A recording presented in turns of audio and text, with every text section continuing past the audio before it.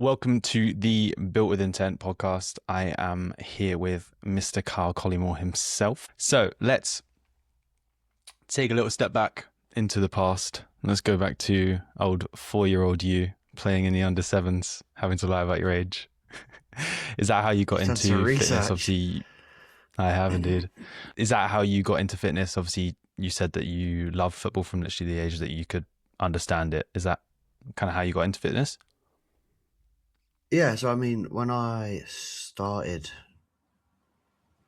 playing football, I don't even really know what it was about football, to be honest. I think it was just one of those where, there's just it's some things in life that you just get and you're just pretty decent at in terms of just like the ability for you to pick up skills quickly. I kind of had that.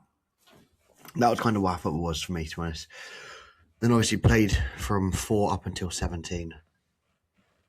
So I've always kind of been in a position where like my whole family's sporty. My older brother played football. My young brother played football. My dad competed in the GB for long jump when he was growing up. So I've kind of always just grown up in like a sporting background where it's just a pastime that everyone done pretty much, really. Got you. Yeah, it's sick.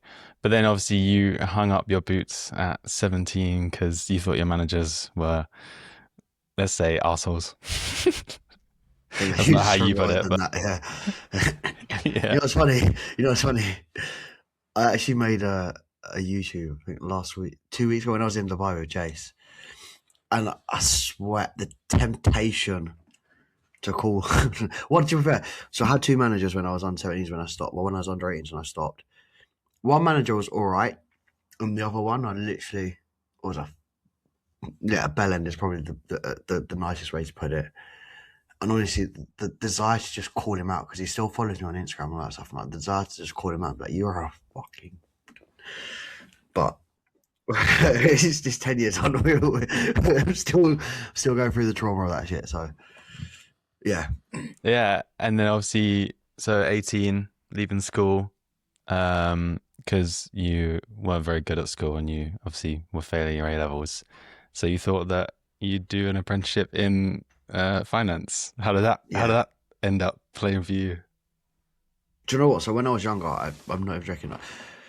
I wasn't bad in school. Like I didn't misbehave, but I was just one of those kids. Like I was naturally relatively smart, but I was also very lazy.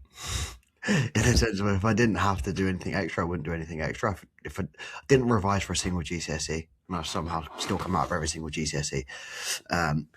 So when I then went into A levels, I kind of thought, oh yeah, kind of breeze through GCSEs. I can kind of do the same in A levels. Turned out I couldn't. Failed the first year, had to resit it with the year below.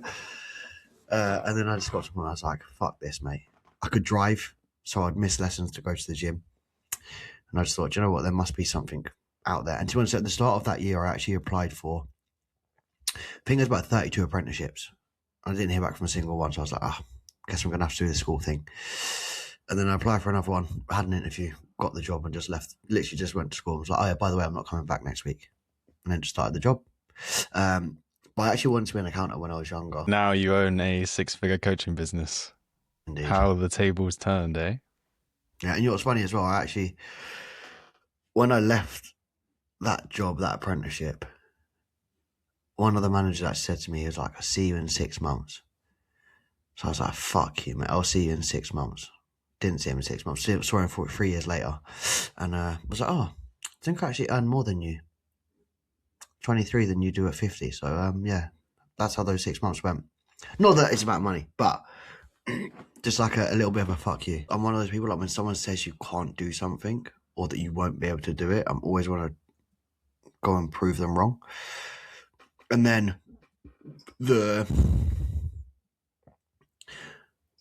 was also another part of me was like, well, I think I was 19 or 20 when I first started PT, and I was like, well, if this fails, I can always just go back and get another job. But then at the same time, I was also like, but I don't want to get another job, so I can't let it fail. And then to be honest, I'm not even going to lie, like the first 6 months of me being in the gym and PT, and I actually forgot that I was a PT, forgot that I was meant to PT people and train people at the gym, and like to make money you have to train people. And I kind of just looked at it as like I get to go to the gym every day. Like this is a fucking great life. And then I realized, oh shit, we've actually got to make money here. And then COVID happened. And then when I come back from COVID, I don't know what it was in COVID. I think it was just a sitting there and doing nothing. Something just switched in my brain where I was like, I've actually got to make this work. I think COVID was a big factor for a lot of people who were in the fitness industry at the time to obviously move to online. Were you doing online before COVID, or was COVID kind of the first time that you started doing online coaching? I wasn't doing anything before. Even to be honest, even in COVID that first time, because I'd only been PT in 6 months, didn't really even push anyone online, to be honest. That first time, it was like, just sit at home. It'll be over in a couple of weeks, kind of thing. So right, I'll see you in like 2 weeks. Kind of what I said to all my clients that first one. And then it was only really in the second lockdown I was like, I'm not going to be able to train people again for another 3, 4, 5 months. But I'm still pretty busy now, so I probably need to find a way to make some money whilst I can't be in the gym physically. So that was kind of where the coaching started. I'm not going to say it fully started there. Like I probably had about 5 to 7 clients in that next, what was that, 2021, 2022 year. And then, to be honest, I didn't actually really start online coaching properly and pushing it till 2023. I would say like start of 2023. No, start of 2024. Yeah. Like I'd get clients online, but I'd say from like 2024 was probably the first year that I actually was like, right, I'm going to have a push to actually do this online thing. And it's kind of worked out all right since. Well, it's okay, I guess. It's all right. But fast forward, you're now 3 coaches. 3 coaches deep, with Jay just recently joining, and big things for this year. First seminar coming up in end of Feb. 2 weeks. Probably, unfortunately, won't be there. Yeah, you won't be there. You'll be working. Didn't give me enough time. I did put it in the group chat early though. I did. You can't say I didn't. Whatever. Yeah, but there's no official date. It was like, yeah, this might be happening, but I'm gonna. There was an official date. There was an official date. Yeah, sure, whatever. But yeah, now 2 years. So that was quite a big jump for 2 years. Obviously, you fully dedicated yourself 2023. Like, it's quite a big move to make in 2 years to be to where you are now, so successful.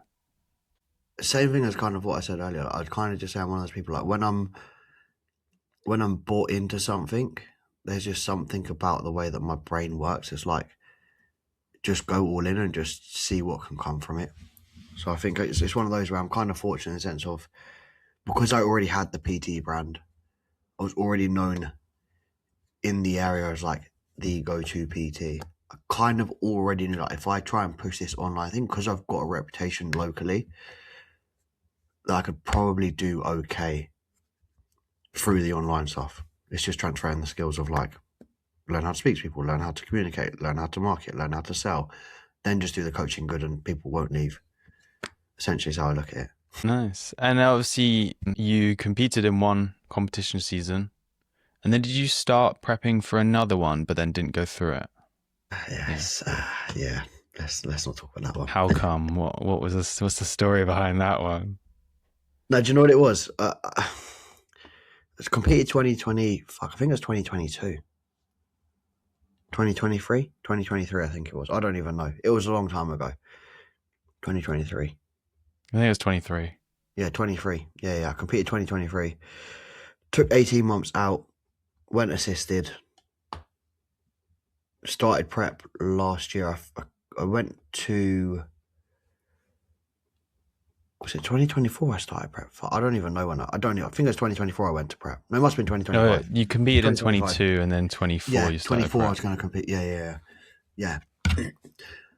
I went to Dubai for a month, which probably wasn't a smart idea.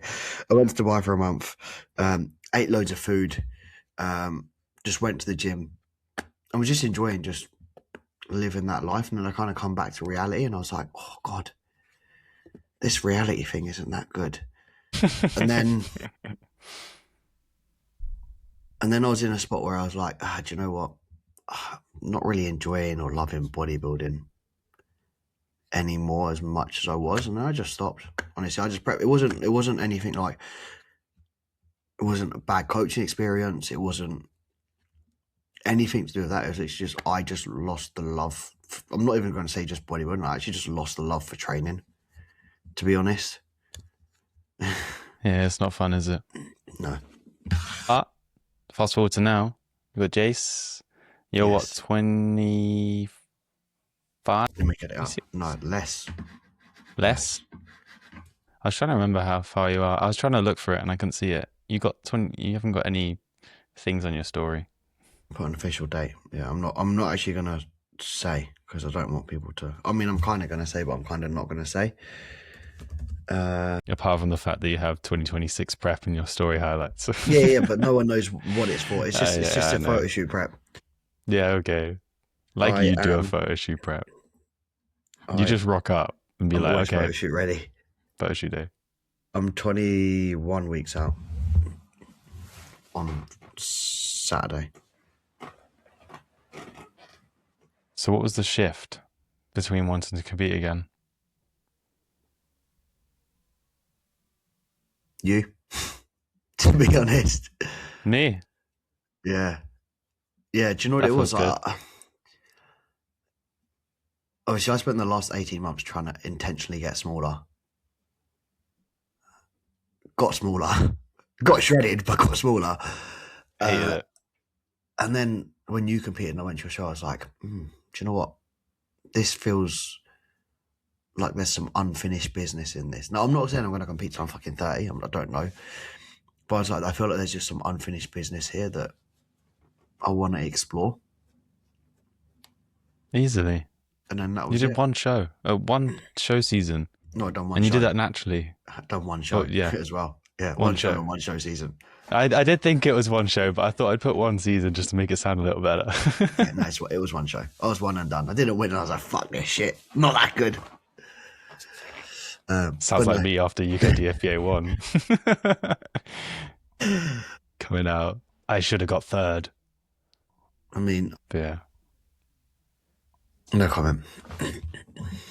But yeah, for me, it was just a case of I just felt like there was just some unfinished business. So I was like, let me just see if I like the look, and I think I can. And I'm not. The thing is, I think like when a lot of people compete, like they're doing it to be a IFBB pro or PCA or whatever the fuck, PCA pro, whatever it is. And I'm just like, not even really bothered about the result. Obviously, I want to win, but I'm not doing it to be able to stick something in my bio. I couldn't care less whether I have IFBB pro or PCA pro or fucking UK up. I don't even know. Do you know what I mean? Like that to me doesn't make any difference. It's more so just a case of like, I'm very, very, very competitive, and I just want to be able to channel my competitiveness towards something that keeps me grounded and semi aligns with kind of like where I want to take the business. I'm not saying I want to be a fucking prep coach because you lot are headaches, but I know, like, do you know what I mean? Like, coaching people that are going for a shoot versus going for a show is a whole nother ball game. And I think it was more so just a case where I just want to just be a standard. So I might just do one show and be like, do you know what? I'm done with this, but I still want to set the standard of I can get an elite condition with no goal at all and lead from the front. But you've always been someone who, true. You've always been someone who it's less so the outcome and it's more so the pursuit of progress. And I think that's kind of like, that is your sub motto that you follow. And it's just the constant pursuit of progress. It's always leading from, it's always looking at the next big thing, whether it's being shredded, whether it's improving in some sort of way. You're always looking for that next thing to make yourself better and better and better, aren't you? Yeah, I mean, I'm kind of like that with everything. It's kind of a bit annoying, but like everything for me is just about just moving forwards. It's just about trying to never feel like I'm just standing still, which was a thing that I really struggled with when I stepped away from bodybuilding. And I was like, right, what am I going to do? Got smaller, started trying more Thai. Was like, fucking hell, I'm shit at this and these people hit really hard. I'm way too handsome to get my nose busted and fucking have black eyes all the time. So I was like, right, not going to do that. So then it was just a case of like that. It's probably why I fell back into the bodybuilding thing, is because it's like something I know that I enjoy. It's something that I know that I'm not even going to say that I'm good at it, because I'm not going to say I'm good at bodybuilding, but I know it's the pursuit of progress in terms of you versus, as cliche as it is, like the you versus you thing. Like I'm not doing it to compare myself to someone else, although that's what bodybuilding is, but I'm just doing it so that every single time that I diet down or I get in shape or whatever it is, that I get to a shape or a position that I've never been before. And in that process, hopefully you learn something through it about yourself, about how to manage yourself, about how you manage business, like whatever it is. There's something that I always look at. If I can learn something from this process, then it's been a success. Yeah, 100%. 100%. Yeah, like you said, it's always just beating yourself. It's always you versus you, and how can you beat yourself? And I think that's the main thing for me, is like going into this next show season in 2027. The next show season is, for me, it's all about, I now have a standard that I can beat. I now have something that, like the last show, it was great, but like all I could look at is everyone else who is competing and who has competed, and it was never me who was up there. So I never had that final driving factor to push me to be better than me. Whereas now I do. Obviously, it's going to be a no-brainer. I'm going to be better than it. That doesn't matter.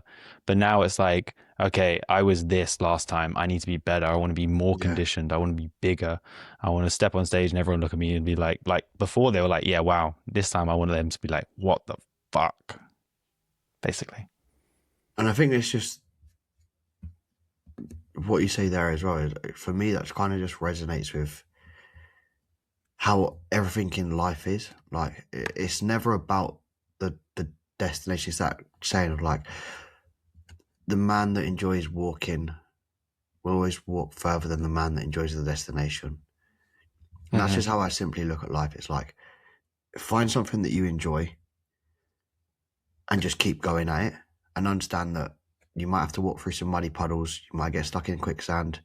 You might have to walk over some ice. You might get chased by some dogs. It doesn't really matter what happens in that process, but as long as you keep putting one foot in front of the other, you can't lose. And it's just about then just never worrying about what goes on around you, and just thinking like, right, am I better than I was last week? Am I better than I was last year? And that's really what it's about for me. It's just like, just make sure that every single year that I grow as a person, my business grows in one way, shape or form, my pockets grow. That doesn't really matter, but that comes as a byproduct of doing all the other stuff. So yeah. It's always a perk. It's always a perk. It's always a perk, but I mean, you get to a point as well, like I will say this, like when I started coaching, obviously, as you start making more money, you start realizing how the reason it's less about the money. The reason that I started, like I thought the reason I started doing it was because I could have a semi-easy job that pays me well, and now I'm like, I don't really care for the money. I care more about the impact that I have on someone's life, and the impact that my brand can have on the wider community as well. Wider community, fitness community, whatever you want to call it. It's more so just about like, right, let me make sure that every single person that comes into the brand leaves with a good impression of what it is that I done, my coaches done, and we done as a team, to keep pushing people to be better. Yeah, exactly. And I think the more you make money, and the more you make, the less you care about it. And the more you realize that the amount of money you're earning is simply just a measure of how much more impact you can have on other people in life, because you can push yourself further out there. You can, you have more of that authority status, and it's less so about, oh, I'm getting X amount now, I'm getting 20K this month, I'm getting 40K this month, whatever. It's now, I impacted this many people, I've signed on these many people, and I'm changing their lives and improving their lives. And it's And I think that's the one misconception and the problem with the fitness industry nowadays is everyone assumes coaches are here to make money and they're here just to take advantage of you. But that's not the actual good ones, the ones that we're here for. We're helping you. We want to support you. We don't care about the rest of it. Yeah. And do you know, I guess the problem with coaching is it's a way in which if you're good at marketing, it is a way in which you can make very quick money. If that makes sense. Like you could if you have a decent brand, you could put up a transformation challenge and you can make 5-10 grand in a day. Yeah. But Yeah, like there is a lot of money in it, and that's why people do it. But it's yeah, not the reason that we should be doing it. And I think that's warped with some people's perspectives. And it makes people like us who are here to help people more than everything else. It's hard for us to kind of make our way into the scene because everyone's so fixated on, oh, I've been DM'd by this many coaches and they're all out for the same thing. They're just here for my money. yeah, And then you're left almost trying to pick up the pieces from other people just to tell someone that I want to help you. yeah. And it's a hard one as well because I think like there's so little trust nowadays on social media that it's very hard to decipher between who's a good coach, who's just in it to make money, who's there to scam you. Like if I was someone that was in our client's position and I was looking for a coach, I would hate to be looking for a coach, to be honest. Not knowing anything, that is. Obviously, if you're in the space, you kind of know who's the coach, who's not a good coach. But if you were someone that was coming new into the space, knowing what coach or who's a good coach or whatever it is, I would find it very, very, very hard to be able to go, well, what am I looking for when it comes to looking for a good coach? Yeah, I think the hardest thing now is it's the best time to be a coach because people are actually understanding that they need coaches in their life, and it's not just you don't get a coach because you need to be more knowledgeable or something. You don't get a coach because you don't understand something. Obviously that is a factor of it, but a lot of us, like me for example, like you for example, you didn't go to Jace because you don't have the knowledge on how to bulk. Like it's a given. People are starting to realize that coaches just take what we do already and just make it even better. It's that accountability. It's that separate set of eyes that make everything that little bit easier, because at the end of the day, we're our worst critique.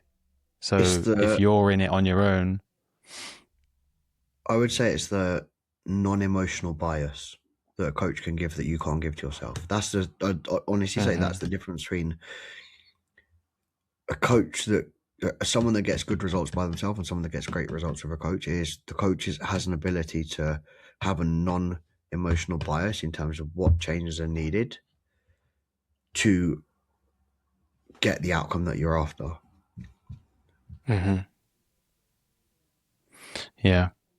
I think the hardest part about now, this time and age, is social media is the most important thing for coaches to make their way. And the only way that you can do that is by marketing yourself and by advertising yourself, by content and pushing that stuff out. But at the same time, it then makes you look like every other coach because they're also doing the same, but they might not be doing it for the same reasons. And there's kind of it, and then there's the skepticism behind social media as well now, where it's like, oh, he's just posting this, he only wants this, whatever. And there's no in between now, because you're either on social media and you're successful, or if you're not social media, you're purely relying on word of mouth and hoping that people are getting your name around. But then you're just relying on hope, aren't you? But if you do a good job, then that does sell your business. Because I'll say this, like, I would say probably, I'd have to actually go do the numbers, but I would say probably about 70% of my business is honestly referrals. Just because the service that I give is unmatched. The results that I get are clear. And I think and I actually say this to like some friends that coach as well. I'm like, if you've been coaching someone, if you've been coaching, not someone, but if you've been coaching a cohort of people, say 10 to 20 people for 6 months plus, and you've never got a single referral from them, your coaching can't be that good. Because if your coaching was good, one, people would ask them what the fuck they're doing. Two, they would be screaming and shouting about how good you are to everyone that they speak to. And three, there is no three because I can't think of the third one. Well, look at how long I was telling Tom that he needs to join you. Year and a half. Yeah. He comes to me, he goes, I've made the most amount of progress I've ever made in like the last 8 months. I'm like, oh, no shit. Yeah. I told you this. He sent me this. that message yesterday. Yeah, he sent me that message yesterday, 9 months. It's like, oh, my days. But do you know, it's a hard one as well, because I think with people, like you said, like there's a lot of, if you don't have a friend that's with a coach and a coach messages you, there is a lot of sales resistance in terms of just the conversation. I think people genuinely think that when someone messages them, when a coach messages them, their only goal is to sell. Whereas like I'm one of those, like, obviously besides you, I don't really sell in my DMs. Like if I want to speak to someone, I just want to have a genuine conversation. I'm just gonna have a genuine conversation with them. And if later down the line I'm like, look, you could probably do this better. Do you want me to help guide you through it? Cool. But I'm not going in the conversation with the intention of like, I want to get that person as a client. And I think that's probably the hardest thing for people, is that there's such a lack of human connection now, that if you can build human connection and true human connection with people, then you will do well as a coach. Like actually just care about people and you'll probably do all right. Yeah, I definitely think PT helps as well, because it gives everyone else eyes on you. Like they see you in the gym all the time. They see you training other clients. They might even go up to those clients and ask, oh, what's Kyle like? Oh, how's his training? Oh, do you find him helpful? Those kind of things. And they're just like little tiny things. But I think even just the sight of you builds that little bit more of trust.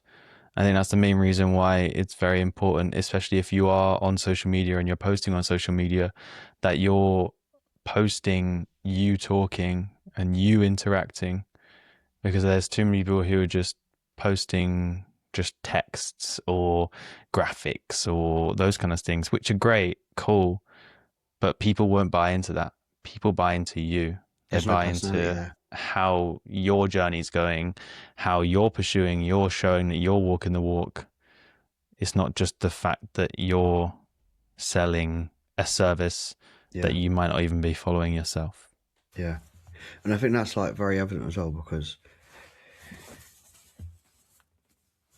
there's coaches out there that if you looked at them in terms of like their coach, this is no shade either, but like if you looked at them in terms of like their coaching ability, it's not great or it's not special, but they're killing it in the game because they've mastered the ability to connect with people, and they've also mastered the content side of things. And I'm like, if you can master that and you can truly connect with people on like a personal level, then I do genuinely think that you can be an average coach and make fuck you money, like stupid money, way more than the people that are good coaches but not on social media, or are on social media but they're not really pushing their stuff.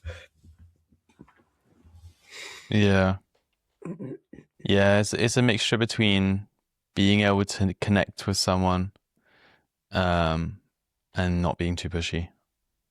And I think that's kind of a fine line that people struggle to see the difference between, and they always feel like they're just on that pushy side. I think the more that you doubt your own ability, the more that you doubt yourself as a coach, the more that's going to portray in what you put out there.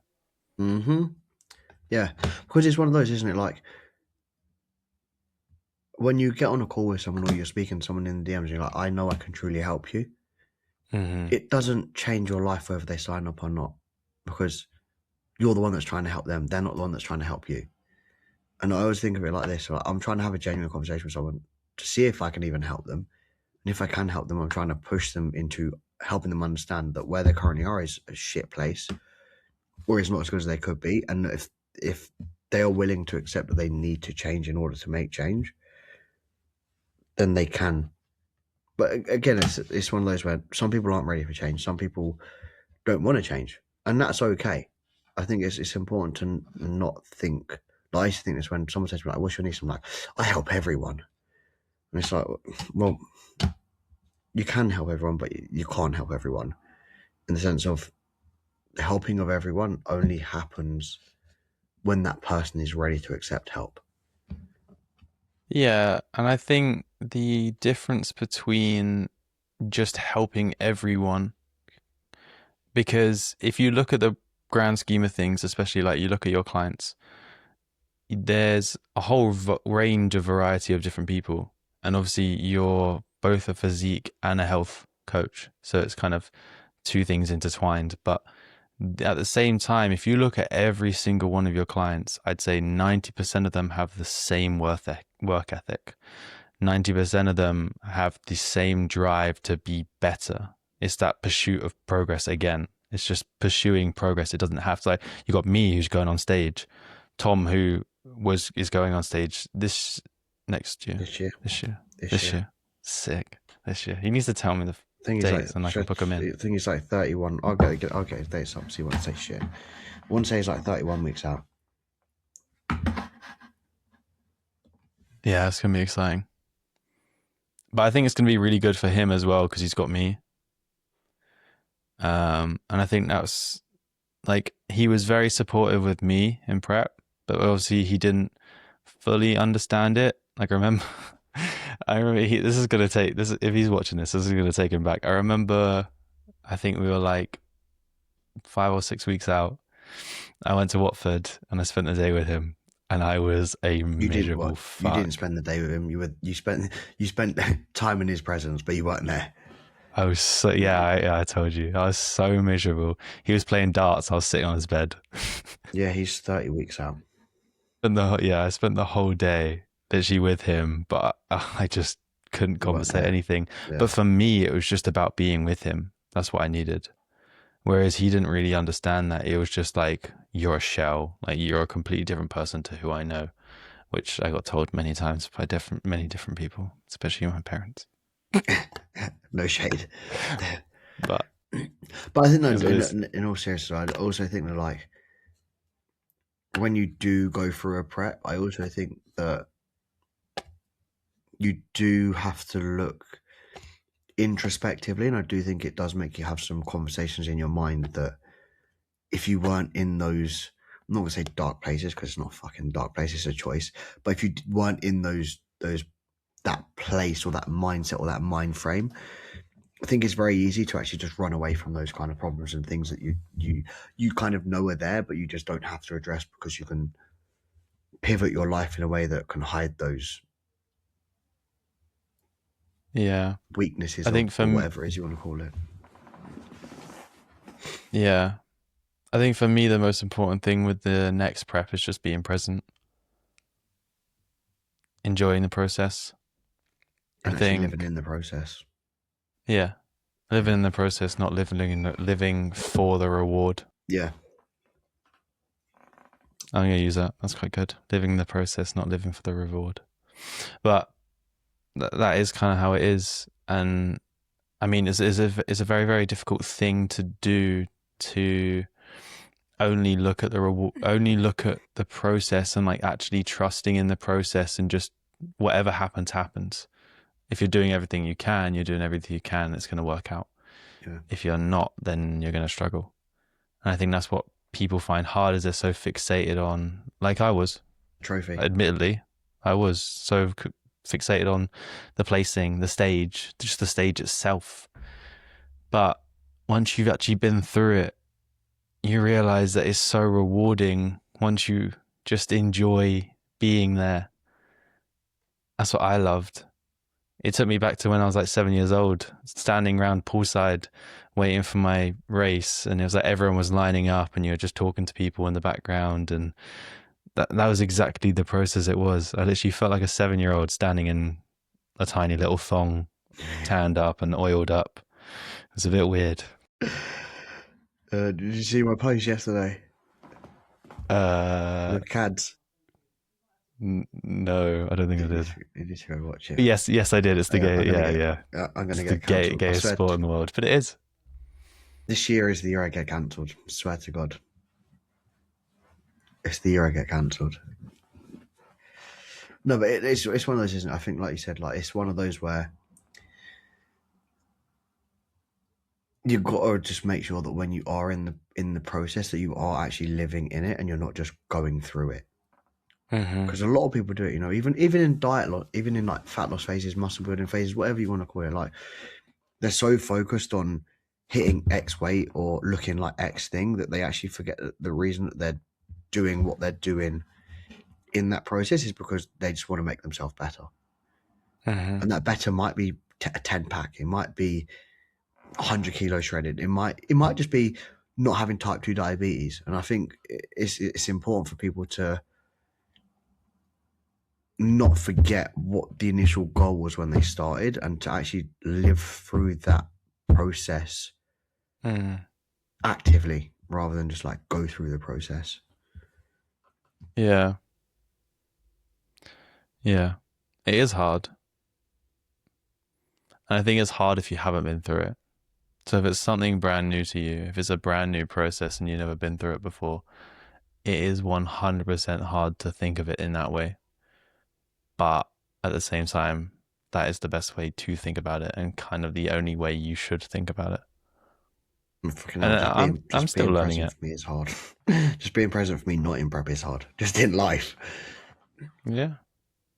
I think it's one of those as well, like when you're so fixated on something bigger, something more, that it is easy to lose the presence and like let me just make sure that where I am when I'm there, I'm actually there. Like if I think about, for me, the last year, I'd probably say was probably the best and worst year in my relationship, in the sense of like it's probably the year that we grew the closest, but it was also the year that I was the least present, in the sense of like business grew the most it has. I've been the busiest I've ever been. My bandwidth for anything that wasn't that was just, I was going to say awful, but it wasn't there, to be honest. So I think it's one of those that you just kind of, as you go through this process, you kind of learn that, one, there's more to life than this small thing that we kind of envision. Two, that the big picture is important, but it's also important that along that way that you don't neglect the people that supported you when you didn't have that thing or when you weren't chasing that thing. Yeah, I completely agree. I think one thing that I was thinking about the other day, and it was just a thought that I was just having, I think I was driving home or something, I was just lying in bed, whatever, and I couldn't tell you a single thing in my life that I actually regret, because, and the reason I say that is I might regret it in the moment, or I might regret it thinking about it a few days later, a few weeks later, but every single choice that you make has led you to this exact position. And if you were to do anything in that time frame differently, you wouldn't be here. Could be better, but could be worse. No matter, but you just could be better, could be worse, but it's not here. Yeah. Every decision you make happens for a reason. Like I went to Cambridge for my mentor's boardroom. Sick, amazing. It's the reason I'm doing this podcast. It's the reason why I have 12 other guests lined up, the confidence to do it all, whatever. And I was actually going to stay that night. I was going to stay the Saturday night and I was going to come home on the Sunday, but I didn't end up doing that. I ended up coming home quite late, whatever. On the way home, literally 15 minutes from leaving Cambridge, I hit a massive pothole, burst my tire, and I had to drive 2 hours with a spare tire on, going like 50, 60 mile an hour. Did you change it? It was the longest 2 hours up. I changed it, yeah. I'm a But it was the longest, dad. like... Wow. Bro, there's no way. Yeah, I changed it. It took me like... it took me 15 minutes. There's no way I'm doing that, man. 10, no 5. Yeah, I literally changed my wheel on the side of the road, put on the spare, drove home, 2.5 hours, whatever. Absolutely shattered. I even had... I went to the toilet on the side of the motorway. because why not? I was so unfazed. I just needed the toilet. I didn't care. And yeah, but it happened for a reason. And then my mum's friend was round, and I was telling her about it, and how I had this pothole issue and this tire change, whatever. And in fact, my dad was meant to be going to sailing on that Sunday, and he didn't because there was no wind. And she was like, "Oh, it's all happening for a reason." But it's true. Everything happens for a reason. And sometimes you've got to look at the things that are bad in your life, the things that happen badly, and be like, well, this is bad because something else good is going to come. Yeah. It's perspective as well, isn't it? Like, I always just think of it like, okay, when something shit happened, I'm like, oh, it's shit, but I'm still alive. Mm-hmm. Like there's way worse things that happen in life that my little tantrum, it's just not worth it. Like, I always think of it like this, like, even when I, like, say I have a bad session or I miss a meal or I feel tired or something like that, like, I always think of Joe Gillen, which, big him up, bruv, 200 days in hospital. Like, someone that's gone into hospital for what should have been a standard surgery and he's now spent 200 days in hospital. I'm like, nothing in my life that I have to go through is as hard as the battles that he's fighting every single day. So for me to sit here and moan and bitch and cry about something when I've got an able body, I'm able to fucking drive my car, I'm able to wake up and go for a piss when I'm able to eat 6 meals a day. Like, my life isn't that bad. Yeah. Shout out to Joe. He's fucking smashing it. And I'm not even joking. Like, every single time I go to have like a, I'm not gonna say a moan, but every time, like, I feel that like subconscious negative thought come into my mind, I'm like, but it's not that bad, Carl. And it's always just for me, it's just like, let me just try and reframe that negative to a positive, in the sense of like, okay, that was shit, but I learned X, Y, Z, or that didn't go to plan, but it means that X, Y, Z is then potentially going to happen as a result of that. So it's always just like, just make sure that regardless of what happens, good, bad, ugly, fat, skinny, if you know what I mean, just know that it happened for a reason, because there's everything in life is trying to teach you something. There's always a lesson. There's always a lesson. Yeah. And sometimes it takes a few days, few weeks, few months to realize. But there's always a lesson. And it's quite important to look back and make sure you understand what that lesson really is. And I think it's easy, especially when the feeling is uncomfortable of it, whatever feeling it is that you're feeling, like whatever has happened that's made you feel uncomfortable, it's super easy to just run away from that. Mm-hmm. And I think sometimes it's important to actually just sit in it and just go, right, what is this actually trying to teach me? And I'd say that's probably been my biggest shift from last year, in terms of like what was kind of like one area that I've kind of focused on the most. And it is just that mental switch of just reflection, to be honest. Reflect hitting it and head on. understanding why, what is the reason that something has happened? What could I have done differently to have led to a different outcome? Mm-hmm. Anyway, where do you see R3defined in the next 3 to 5 years? What direction is it going? Who knows, to be honest. I don't know. It's one of those, like, I'll probably say something now and I'll look back at this and I'll be like, oh my days, boy, was I wrong.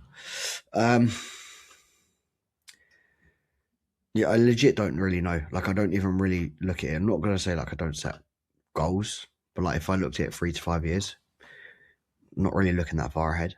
I mean, the goal this year, I've got a revenue target that I want to hit. I've got a client base number that I want to hit. It's one of those. Do I see myself being like a full-time prep coach? No. Do I see myself being a full-time lifestyle coach? No. You like that mix?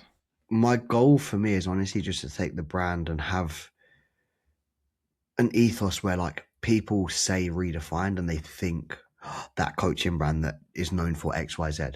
That's really what it's about. It's about creating a brand that stands for what our ethos is, in terms of like, I quite hate using the word elite because Jason's obviously coined that term, but like just having elite standards, elite physique development, and working with people that are looking not just to better themselves, but are looking to really take themselves to the next level on all fronts, you know. And I always kind of look at it in terms of like how you do one thing is how you do everything. If your physique is better, everything else in your life is typically better. So for me, I'm just like, right, if we can take the brand with that message, I don't know if I want more coaches. I don't know if I want less coaches. I don't know if it'll be a one-man band. I don't know where that will be, to be honest. But as long as, like I said, like the most important thing for me is that as long as I and the brand are stepping forward every single year, I don't really care what it looks like in 3 to 5 years, as long as it's better than it is now. Creating that brand that just has an undeniable impact on people. Yeah. But way beyond just physique development. Yeah. Why stop? I think I don't know. Yeah, if I think about it, like obviously the functional health kind of stuff. That's one of those like that's a passion. Do I see myself scaling that to just myself coaching that? Probably not, because I do really enjoy the physique side of things. Mm-hmm.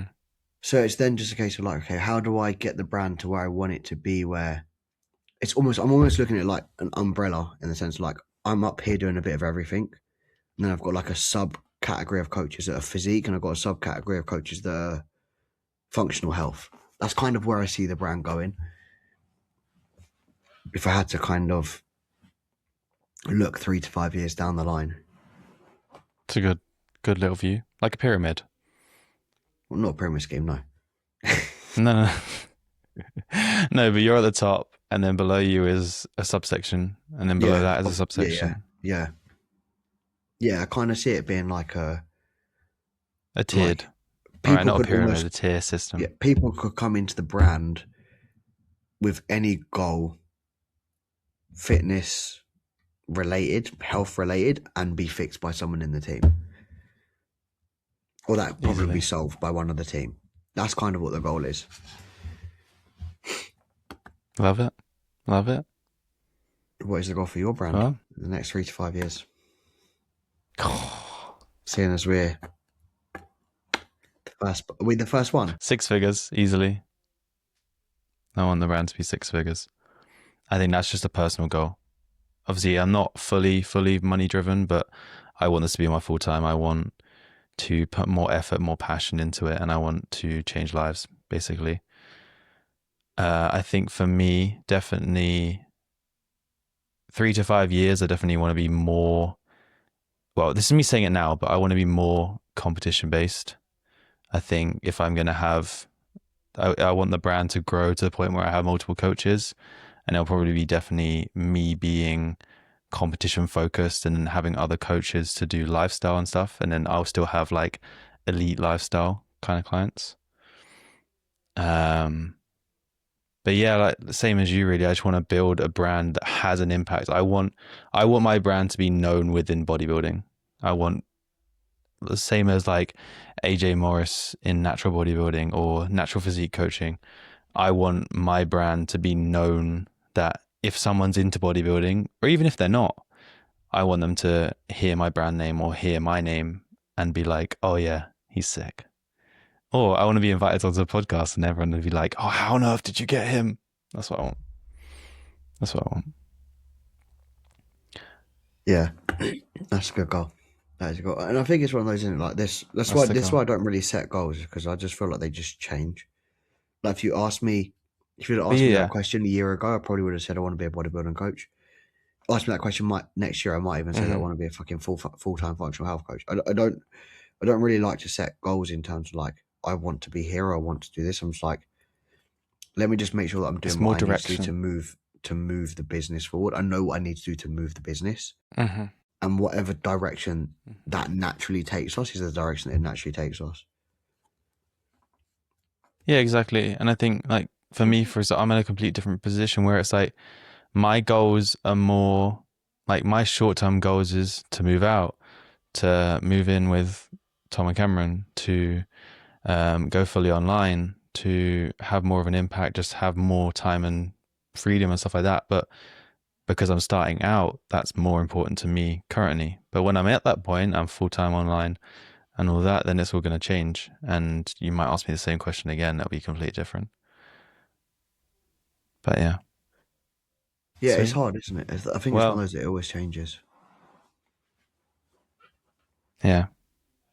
But change is good. We like change. We do. But you'll Change see is me on growth. stage in 2027 and I'm going to be massive.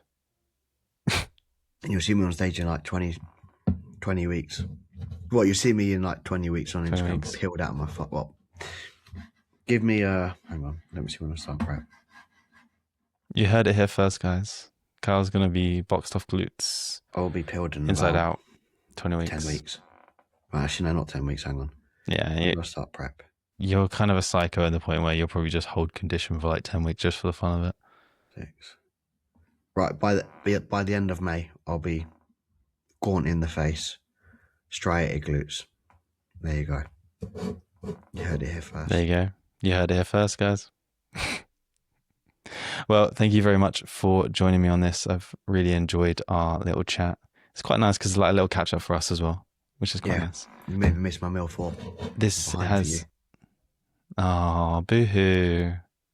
you. Boohoo. No miss for no one. At least my Wi-Fi is good. He must be special, mate. Well, thank you very much. And if you have listened in for this long, then I do apologize to your ears. But thank you very much for tuning in and listening for this long. And I hope you enjoyed. And we will see you in the next episode. Peace. Peace.